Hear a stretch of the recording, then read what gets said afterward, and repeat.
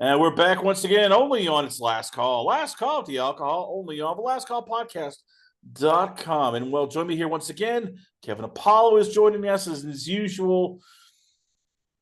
Let's call it he's got pull no punches, take no dives. He's already threatened to slap some people who are, as he calls it, the greatest mass gimmick, and you guys are babies.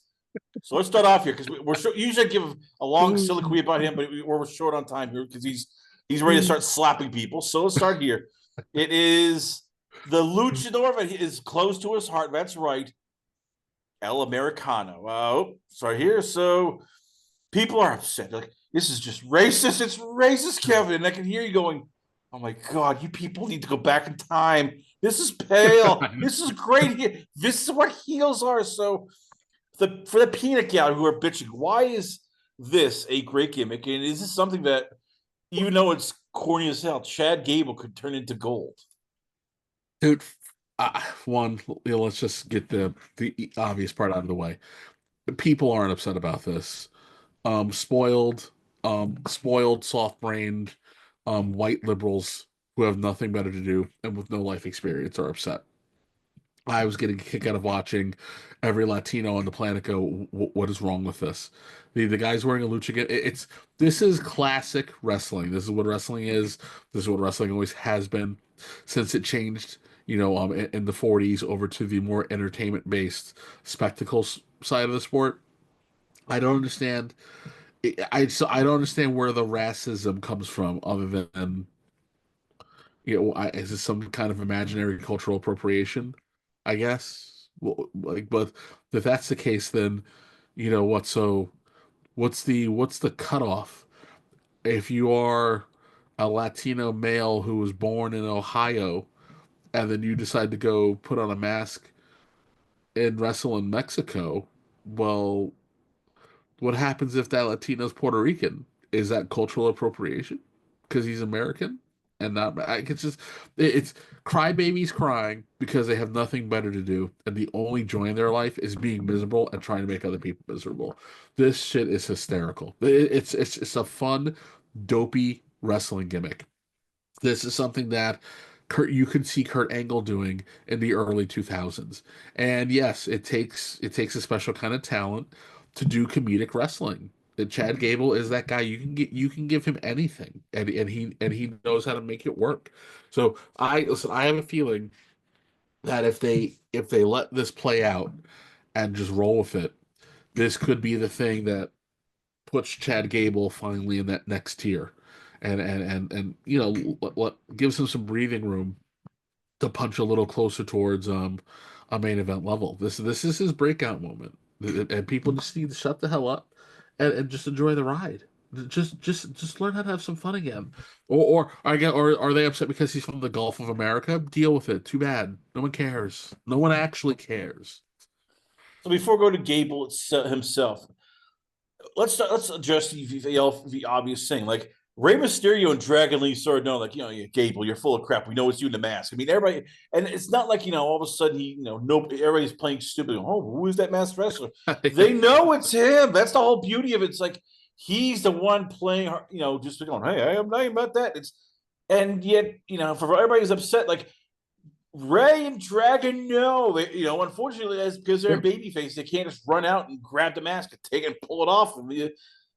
Like, Listen, this is this just something that was been done with baby faces and heels back in the '70s. So why now? This is no different than the Midnight Rider. This is no different than Mr. America. It's the same thing. It's the same thing. This is just, hey, he's a luchador because Chad Gable decided he needed to learn how to beat a luchador. So again, it's just we're stretching. They're really stretching to try to make this a non-issue. And again, it's that empty life syndrome that a lot of these weirdos suffer from. They don't really truly have friends. They don't really truly have personalities. They don't really truly have passion. They just exist to find new and different ways to be offended.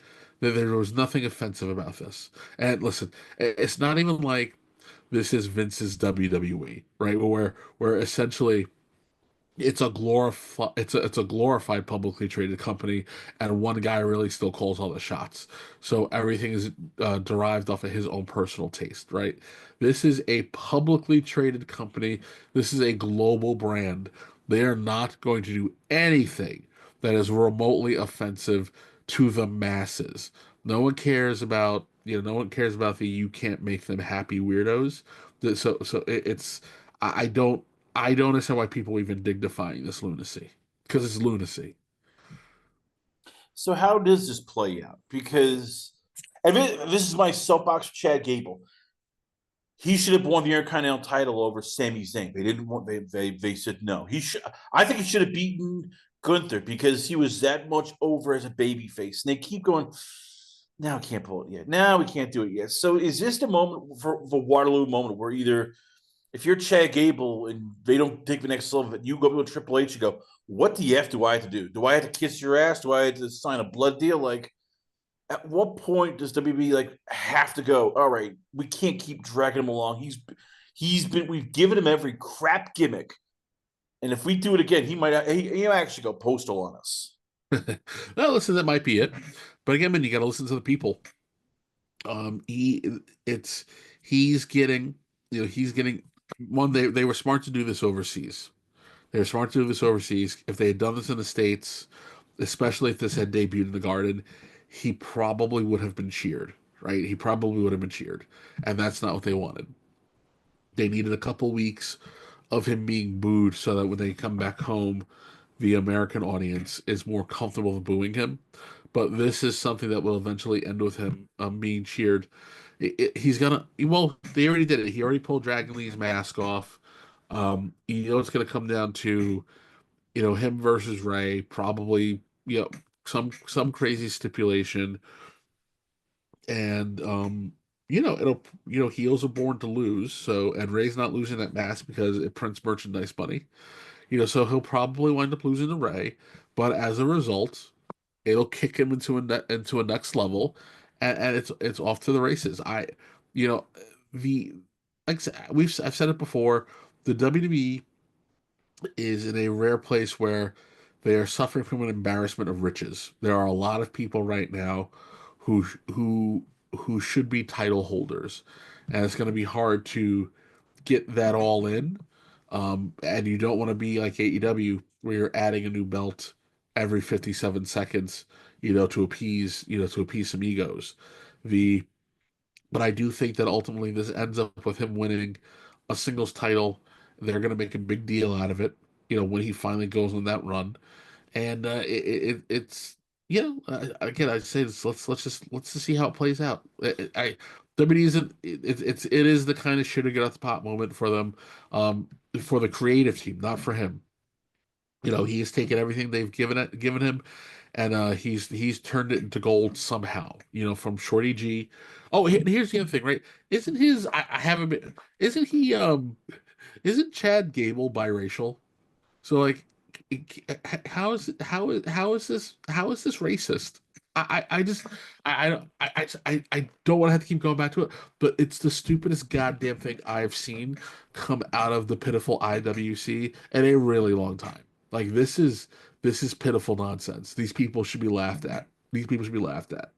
This is a this is a make bullying great again moment where if someone says this, you should be compelled to flush their head in the toilet because that But is just is just stupid. But in terms of this is a big blow up moment for Gable, man. People need to sit back and just enjoy where this goes because it's only going to be good for him.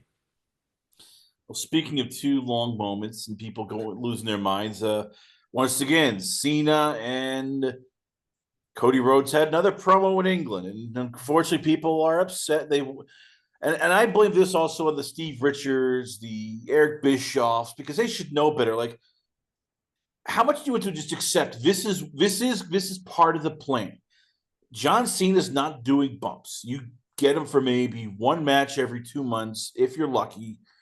He's doing Hollywood stuff. There are contracts. I mean, you can't expect Cody to just come out to the ring and just lay whoop ass on John Cena. Like, how much do we have to accept? Like, okay, they're doing the best they can with the stipulations. You cannot expect them to just do Well, what they did last year when Rock was a free agent and he was getting physical. here's the big difference. The story, the story with Cody and Roman had 2 years to play out. They had already been physical, and essentially Cody was fighting for his life. Um, he was being attacked by the Bloodline at random, and then The Rock was the big, because of the giant impact The Rock had made. The focus of the feud had to center around The Rock getting physical, and it was really The Rock getting physical with Cody, not The Rock actually getting physical. The This storyline is different. John Cena is cutting fire villain promos. People really need to focus on the content of what the man said. Like I want you to really think about this. He says, when I win, and he made it a point to drop Flair's name. When I win, you don't talk about Ric Flair anymore. He goes away. I'm the guy. So Ric Flair, again, happened later in his life, but Ric Flair, when you think about the greatest world champion in the history of wrestling, it is Ric Flair. I don't want to hear shit about Bruno. It's Ric Flair. The so people from their, let's say, people from their in their 80s down to people in their late 20s. Think of Ric Flair. Everybody woos. Everyone knows who Ric Flair is. Um, the villain Cena has told you he's going to essentially Thanos snap him out of existence, and then he's going to retire, take the belt, and so that he is the only real champion. Meaning that when you go to open up the record books, his name is the last name you see. Everybody else gets an asterisk. Cena has threatened to change the flow of history and ruin wrestling for people in a very easy and practical, simple to understand way. Especially for wrestling fans who skew more towards the pseudo sports analyst, right? Like it essentially, it'd be like, I guess what these ways is, it'd be like A Rod going back in time. It'd be like A Rod going back in time and making sure Babe Ruth got cut from the Yankees so that he could break all of his records. The like this is history changing. They don't need to get physical. They shouldn't get physical. The also too, you need to build anticipation somehow. Cody can come out and say what he's got to say. The battle lines are very tightly drawn. They're very tightly drawn. The Cena is out for Cena. Cena's out to ruin everybody's good time. Cody is fighting to stop that. Cody's fighting for the everyman.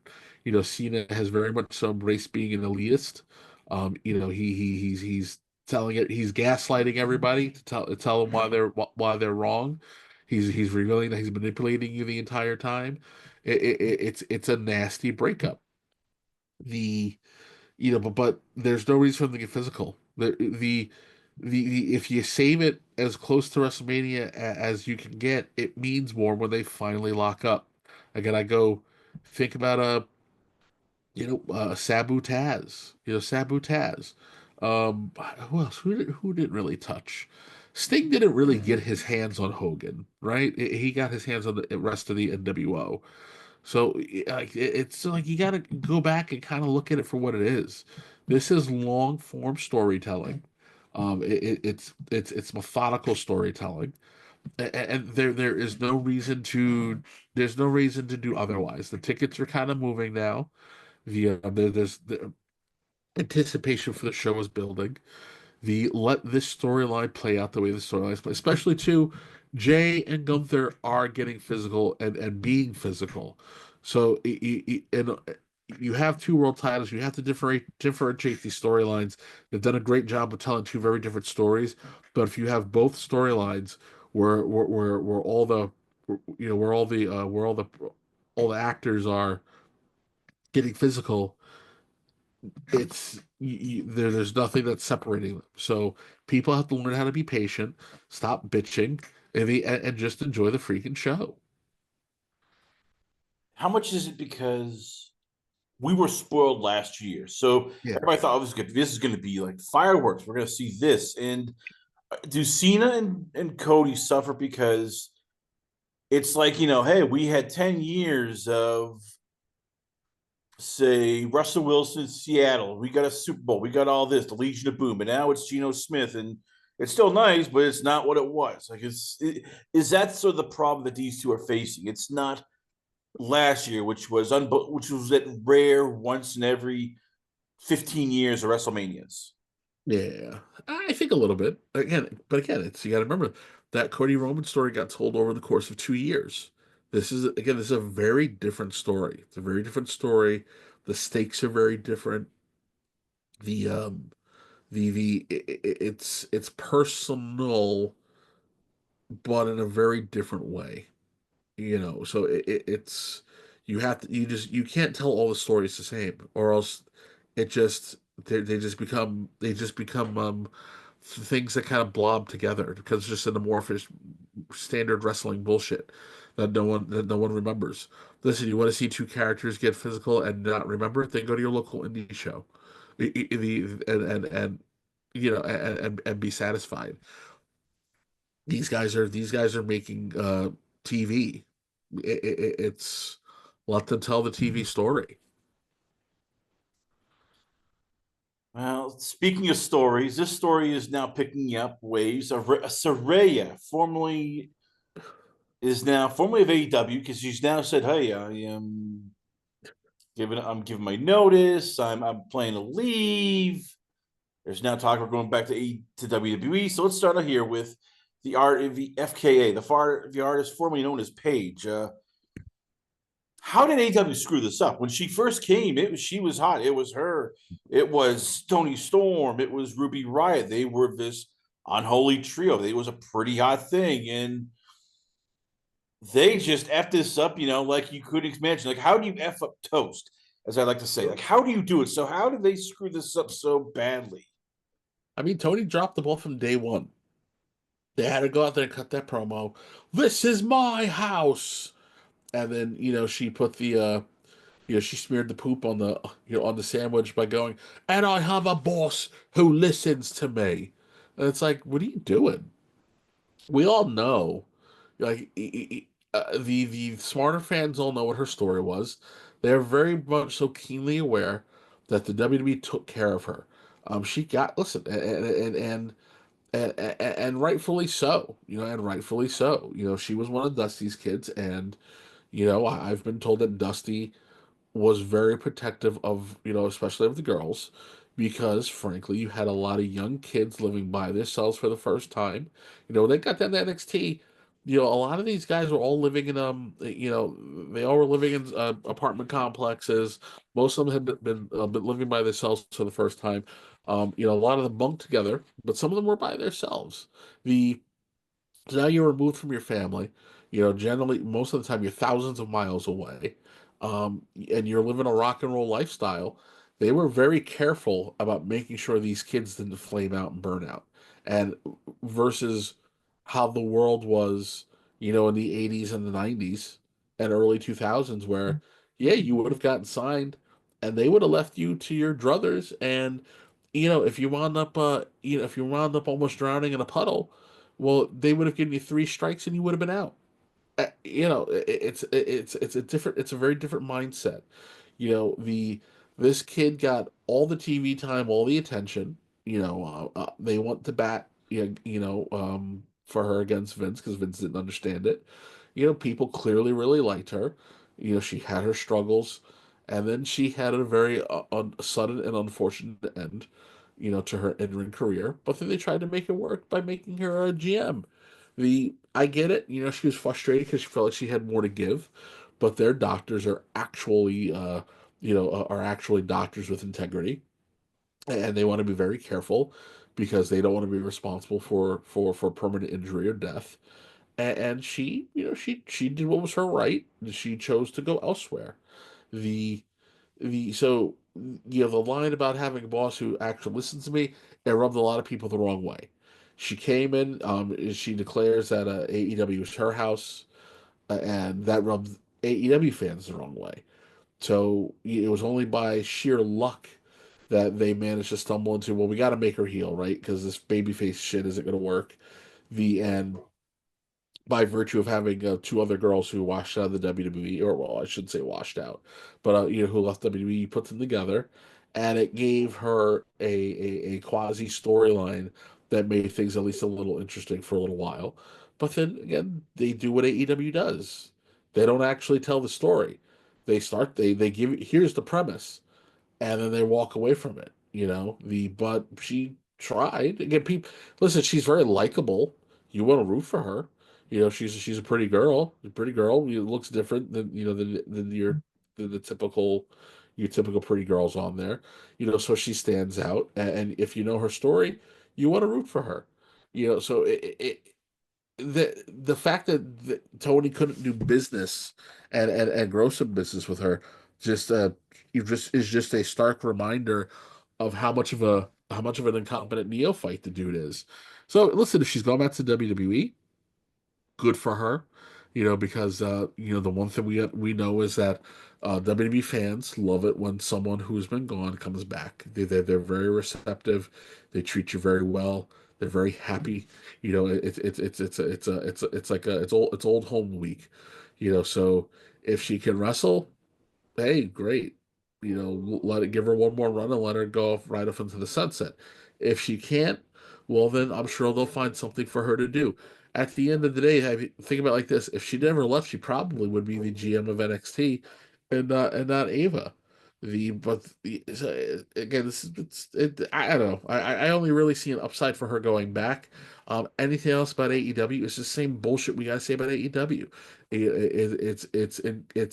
It's criminal incompetence on the leadership and creative side. There's just that facilitated one of many gigantic wastes of time. Should WWE take her back? I mean, they will because she has a lot of powerful people who like her. I mean, The Rock loves her. I mean, The Rock got involved in her movie, which he didn't have to. He could just, ugh, and you never would have seen it. But when he injects himself into your movie, when he is openly praising you, you know you have a fan. So I know she's going back. Well, I would But say, like we talked about, I mean, at what point do you tell all the loyalists who've been doing the bad gimmicks didn't leave? Like Shayna Baszler has had to eat, a lot of crap, and it's like, well, stop, go. Hey, we're gonna give you kind of crappy gimmick. Oh, we're gonna forget you. Zoe Stark, same thing. Like, at what point do a lot of these people go? Why should we behave and be loyal when Saraya burned the house down as she came to AEW, then comes back and oh yeah, we're all forgiven. We come on I, back. the burning the house down bit that it was just internet conjecture. No one gave a shit. Everybody knew what it was. This is nothing we didn't see in the '90s. If you jump to WCW, you cut the anti WWE promo. They all did it. They all did it. Medusa threw the belt in the fucking garbage. It doesn't get much worse than that. You came back to came back to WWF. X-Pac spits fire, in the first 30 seconds of his having a hot mic. Or if you sat down and did an interview with the W magazine, you spoke very frankly, oftentimes poorly about WCW. This is nothing we haven't seen before. It was one stupid line. It was one stupid line. It didn't feel natural. And it was stupid. And really the biggest heat came from just she delivered a shitty line on TV. I don't anybody who's taken that seriously needs to chill out a little bit. It's entertainment. It's a fucking work. Relax. It's not like she sat there and burned a picture of a Triple H in effigy, and it started dealing out backstage personal knowledge to people. This is, I'll put it like this. This wasn't Billy Gunn going on an RF shoot and discussing what happens in the locker room. Like it wasn't stuff like that. It was just a dumb, stupid little line that that if it wasn't so stupid would have ultimately been super forgettable. I'm going to put you in a hot seat here. Saraya comes back. Mhm. What do you do with her? Because she wants to wrestle. She now says, "Hey, look, I've been cleared." Blah blah blah. She still has to go through with WWE doctors, and they're going to take a good hard look and go, "Well, I mean, if they, like, considering what she's been through, and necks are always just a bit tricky. The one you get dropped the wrong way, next thing you know, in a wheelchair. So what do you do with her? And considering that they're not getting rid of Ava Rain because, well, The Rock said so. What do you do with her if you were in charge? I mean, listen, it's there's a lot that they can do. Listen, first of all, it just comes down to what do the doctors say. If the doctors say she's good to go, then she's good to go. If the doctors say no, then it's a no. If they say no, guess what? There's a lot that she can do as an ambassador. There's a lot that you can do to make her a TV character.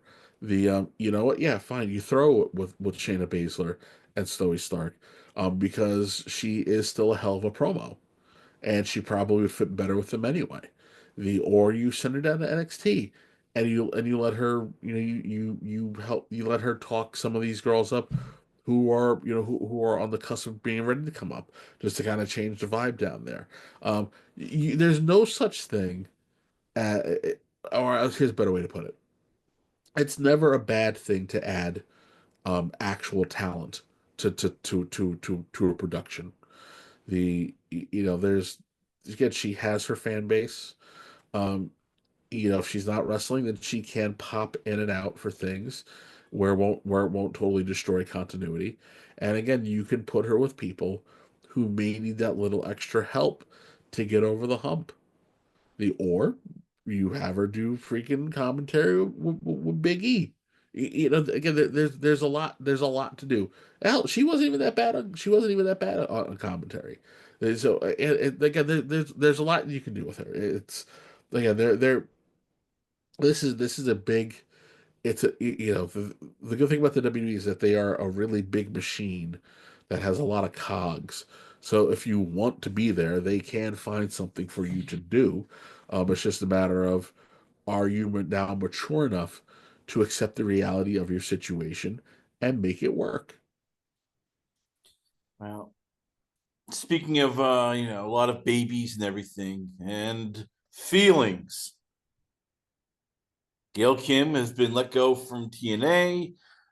And of course, as soon as it happened, we saw a lot of feelings from Fightful, from other people going, "Oh my God, Gail Kim was awesome. Why did they release her?" Blah blah blah. And my favorite is, "Oh, they're going to recruit. They don't know what they're doing." And look, this is going to be an anti-Gail Kim rant, but let's start first. We don't know the full story. I mean, I've heard from news sources from BQ of what really happened. It's a lot more complicated than what people think. But how much does it frustrate you that the wrestling media can't really ask for comments, dig questions, find out what's going on? Instead, it's feelings. That's Well, vibes. that's the problem. We are very loose with the word media. There is no actual wrestling media. It's a bunch of dirt sheet guys who have propped themselves up and they play junior journalist. But in reality, they're columnists. They give opinions, they make shit up. There is no accountability. So Chris Van Vliet is the most credible person in wrestling. So anybody else is going to sit down and go ask a question. Oh, I'm sorry, I take that back to it's PW Insider. They do have some. They do operate honorably. So And I'll throw in Bill and of Apter. course He Bill also knows what Apter, he's doing. and of course Bill Apter, but I'm talking about everybody else. Everybody else the out there. Um, they're not held to the same accountability standards that the main media pretends to hold themselves to. That your newer YouTube media actually has to hold itself to, because it's under constant assault. The At the end of the day, listen, there's always more to it, but and it sucks because you never want to see someone who was an integral cog to to the heart and soul of a company go. But they also they eliminated a corporate redundancy. Her and Tommy essentially had the same role. She was overseeing the girls. Tommy was overseeing the boys. They and in a modern corporate world, someone said this is kind of silly. We don't need both. Let's get this figured out. And Tommy did a little bit more. Tommy had a little bit more on his plate, so it's probably why Tommy won out in the end. The Gail will land on her feet. You know, again, it's a different WWE. She, it's a different WWE. She'll finally get a Hall of Fame ring. She'll get a Hall of Fame ring. They'll gas her up. She'll probably get some kind of a Legends deal, and she'll still be able to work with TNA. In the back end via the partnership. And then at some point in time, because it is wrestling, she either winds up going back or she goes someplace else. This not everything is some grand conspiracy. It's for me. This is just exhausting because this is the way of the world. I don't,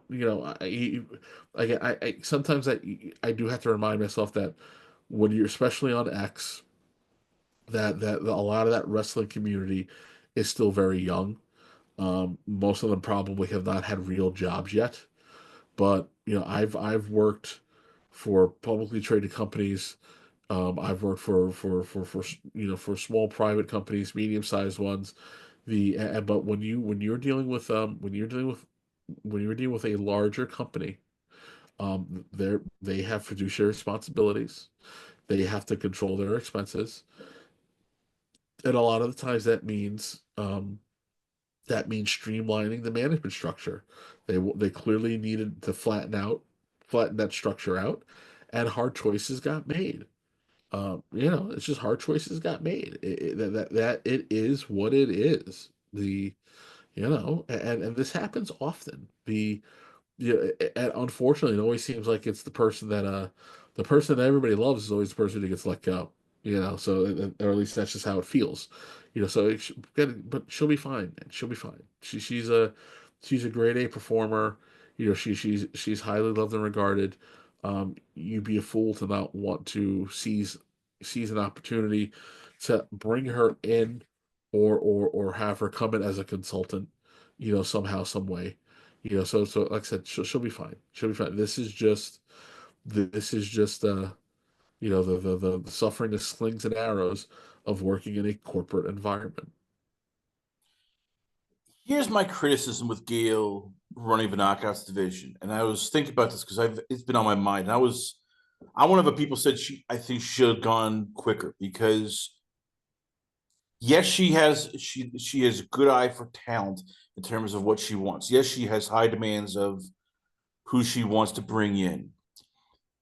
And you look and it's like, okay, great, you have connections, you can make people happy. But you look at the TNA division, and it got worse after a couple of years. I mean, Chelsea Green left, and they replaced her. Deanna Perez left and replaced her. Trinity Fatu left and replaced her. And it became known like Gail was very picky. She wants certain things in a talent, and her talent was mostly, well, if you came from WWE or AEW, she signed you. I mean, Masha Slamovich is the only one who, in recent years, didn't, came straight from the Indies and TNA signed her.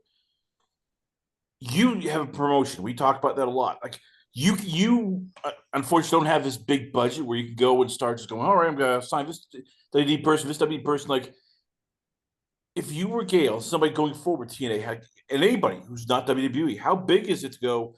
I gotta scout the indies. I gotta find that star who or that rising talent nobody's discovered yet. Like how big is it if you're in talent relations or talent management? Like it's not a part-time job. This is you got to watch tape. You got to look at scout. You have to find the diamonds in the rough because you don't have the budget WWE has. I think people maybe be a little hard on her, because the Knockouts division, as at the end of the day, she grew a lot of people. She, turned them into stars. When you're TNA, right? Like, here's the thing that people really need to understand: the Indies are not the viable recruitment outlet that people want to pretend that they are. They have not been for the better part of 15 years.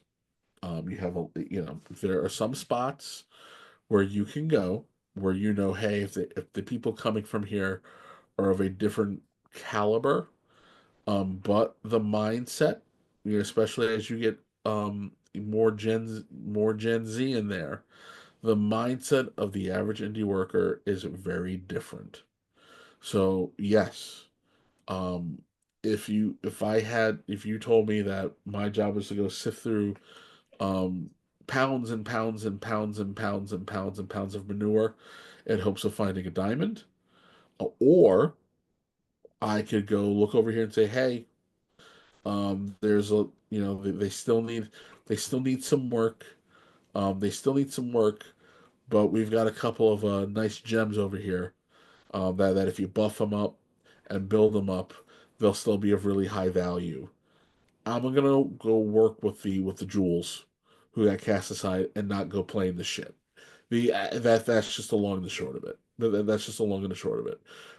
As talent, as a head of talent relations, and that is her right to be picky. Everybody had their tastes. Johnny Ace had his tastes. JR had his tastes. Tommy has his taste. The wrestling is not for everyone. It is to be enjoyed by everyone. So you should be looking for certain people who can deliver certain things because you need mental toughness, you need physical toughness, you need the look. If you don't have a look, then you better have a lot of fucking personality. But most importantly, you need to be able to learn how to listen. You need to know how to eat shit and like it.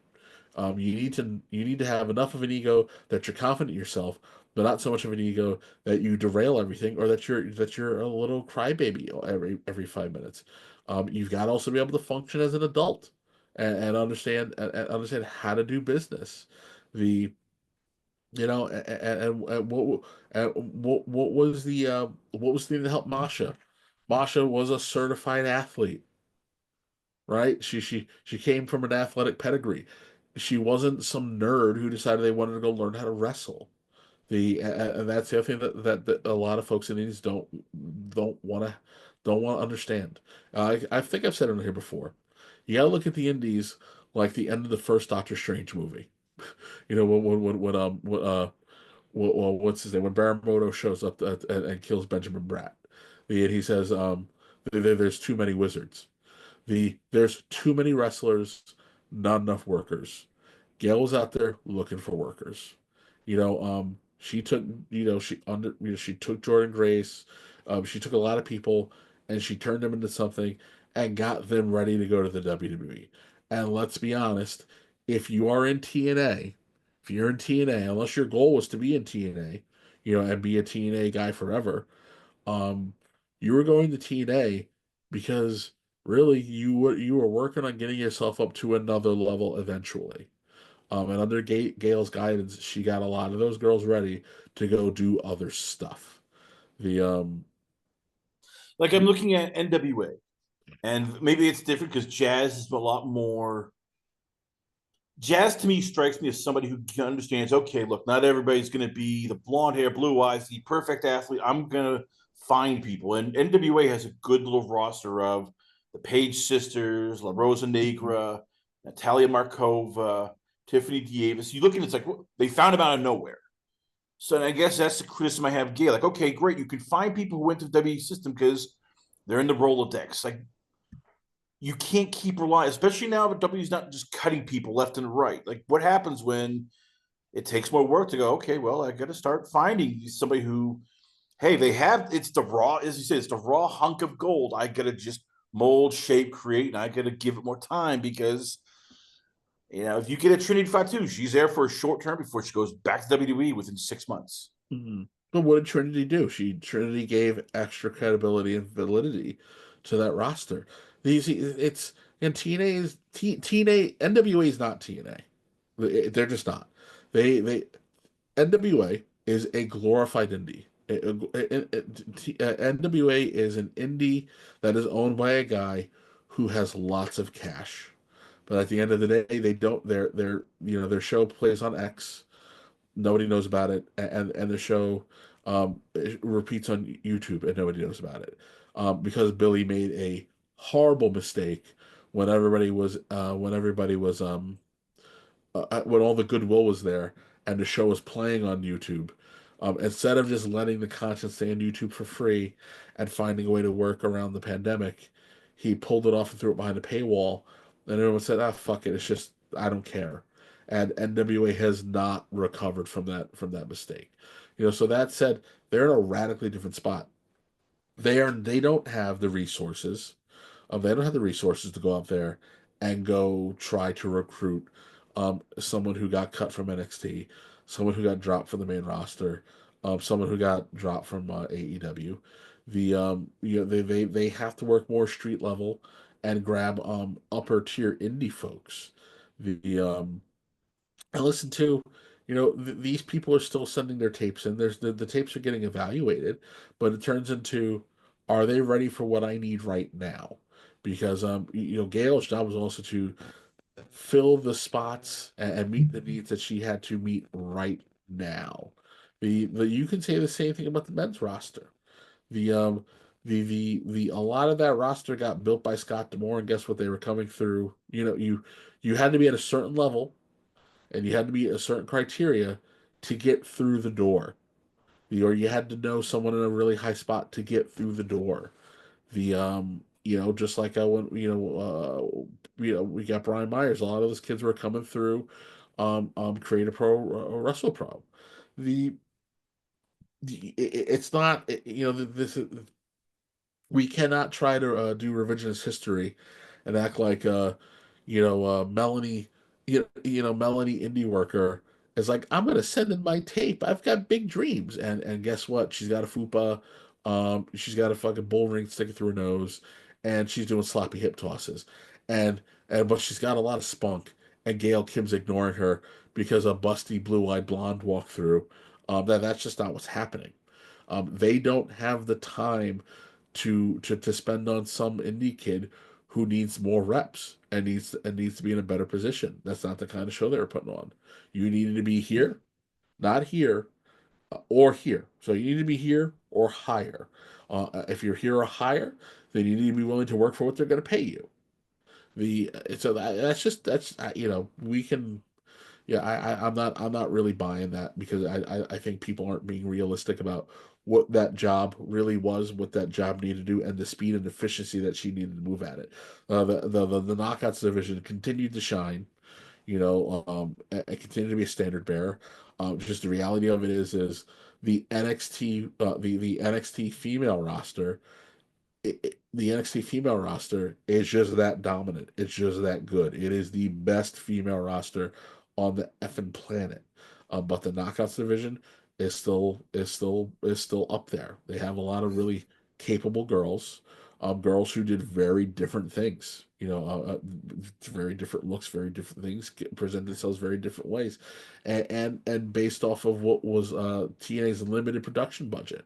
They TNA with $0 has been putting out a much more compelling weekly product than AEW has for the better part of 3.5 years. I would say 4 years, but you know, uh, but whatever. So yeah, I push back on that one. I disagree on that assertion. I think she did the job the way the job needed to be done for as long as she needed to do it, and she's only not there because it was time to change up. Time to change up the management structure. The only thing I'll say is, yes, every once in a blue moon, people, the heads of talent relations change often because you do eventually need a new set of eyes, a new set of tastes, and a new set of standards to keep things fresh. Which is why you generally only really see people in those roles for a handful of years. They may eventually rotate back, but you do need to inject new life into it. It's at one point in time you had where they realized that the Johnny Ace method of only getting guys that were 6'6" wasn't going to work for them. You had Tommy and Simon Dean out there doing the job. Doing the job at the same time. You still had guys like Sergeant Slaughter going to indie shows, going, "Here, call Mark Carrano."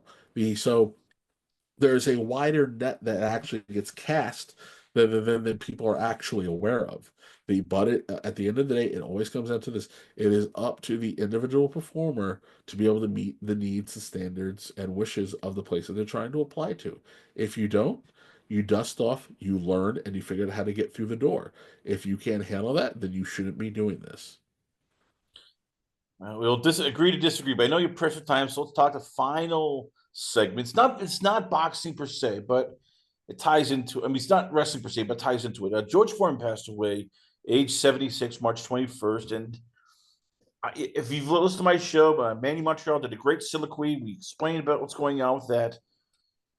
You come from a different. I know you weren't a boxer, you did wrestling, but as somebody who watched Foreman and as somebody who followed combat sports and who just knew sports in general, how weird is it when you look at George Foreman? You could say he's bigger than Hulk Hogan. You look at and despite him being different, different chapters of his life, different things, coming back and winning the world title at 45, he became this almost American figure that if you, no Yeah. matter where you were, no matter what race, creed, sexuality, like you looked at George Foreman like, hey, that's America's pitchman. Listen to George Foreman became Americana, and it's incredible. His story is incredible, right? This he was, he was a proper heel in boxing, right? He was an unstoppable force. The guy had power that was unimaginable. I mean, he destroyed people. He destroyed people.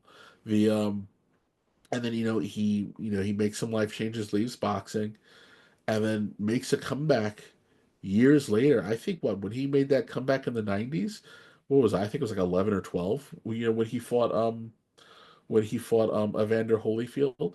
Those matches were incredible. And as a little kid, like I wasn't aware of what George Foreman was in the in the 70s. I didn't know.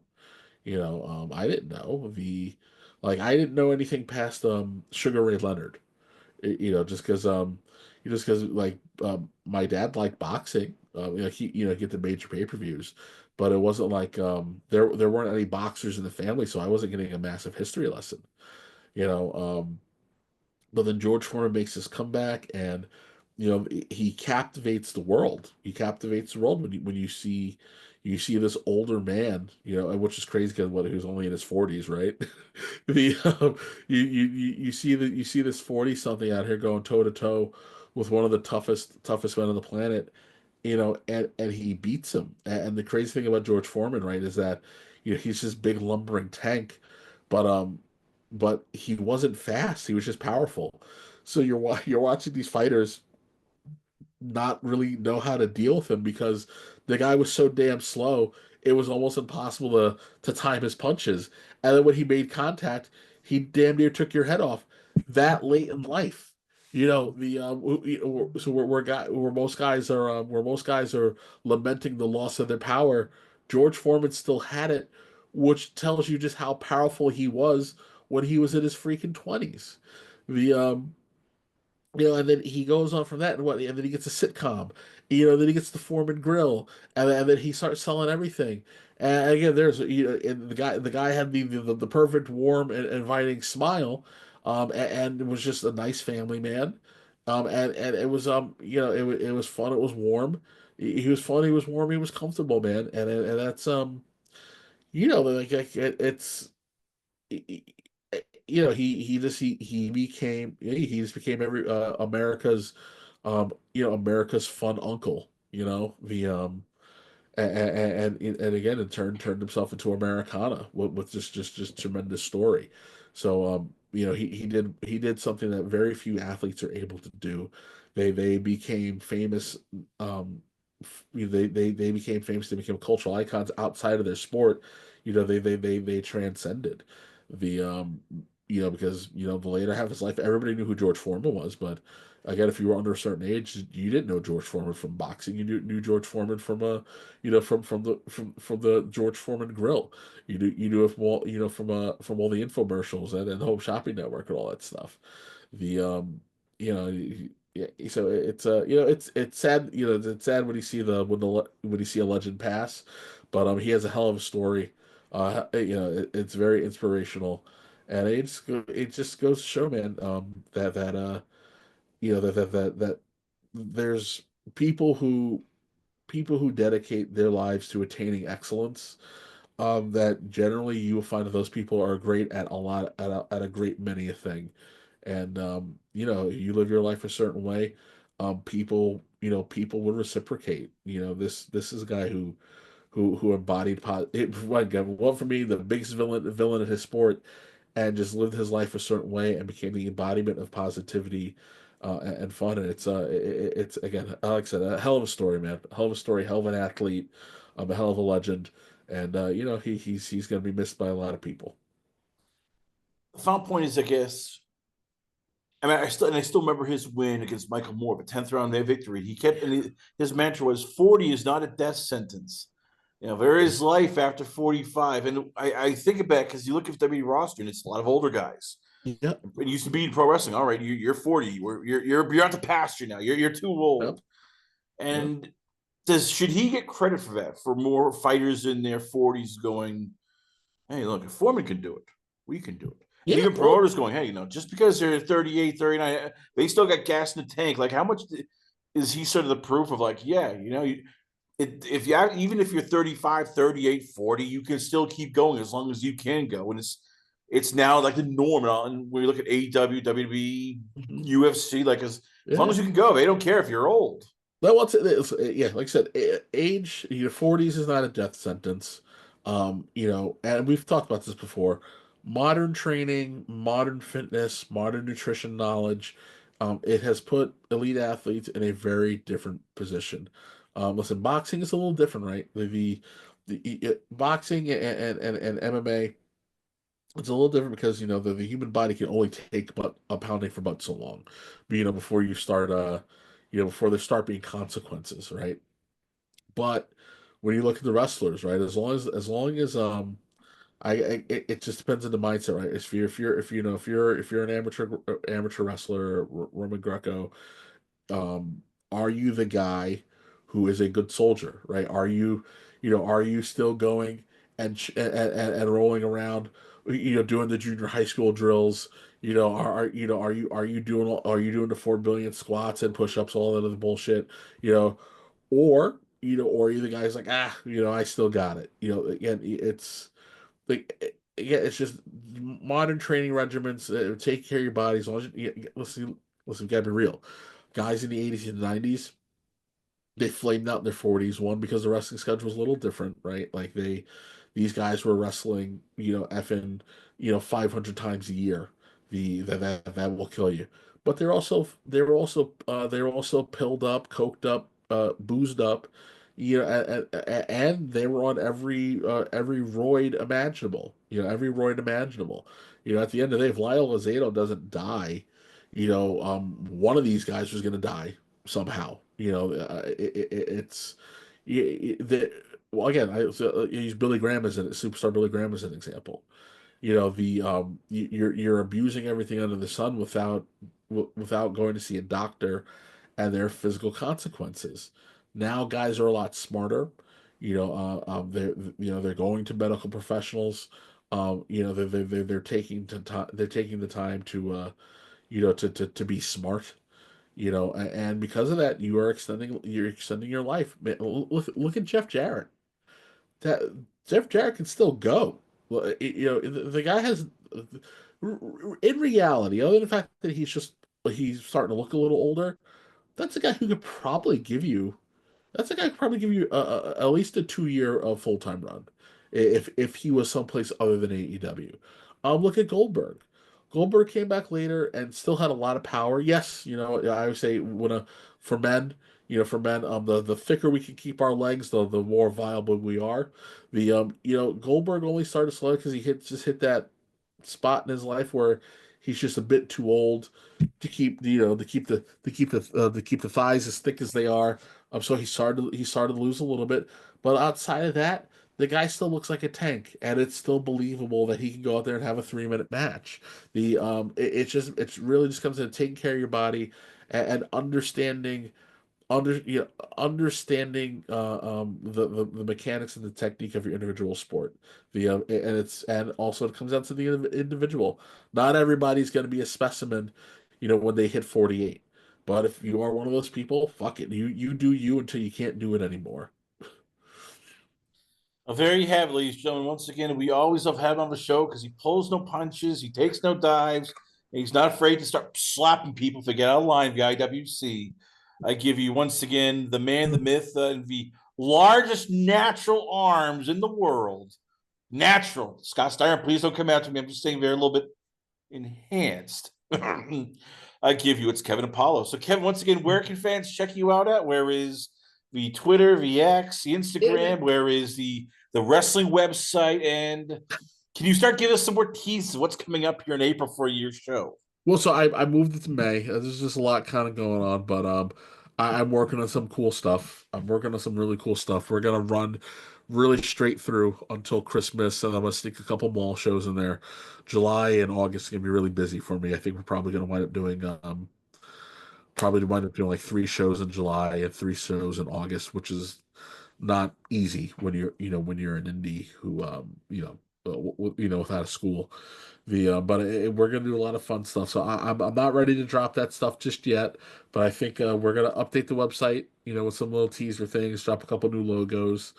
Um, and then yes, I am trying to find the new belt maker by my other guy came a little bit of drama, so I'm looking for a new guy who can give me a title of the way I would like to have it built. Because I don't like I don't like when people roll up with the custom bullshit or like just the lame looking titles. I want a nice good looking belt. So we got some fun stuff coming. I'm gonna start dropping the older content soon, to kind of get everybody up to speed. I have a couple years worth of editing to do and just kind of need to package it in a way where it's a little it's easier to consume but again, like I said, we got some fun stuff coming.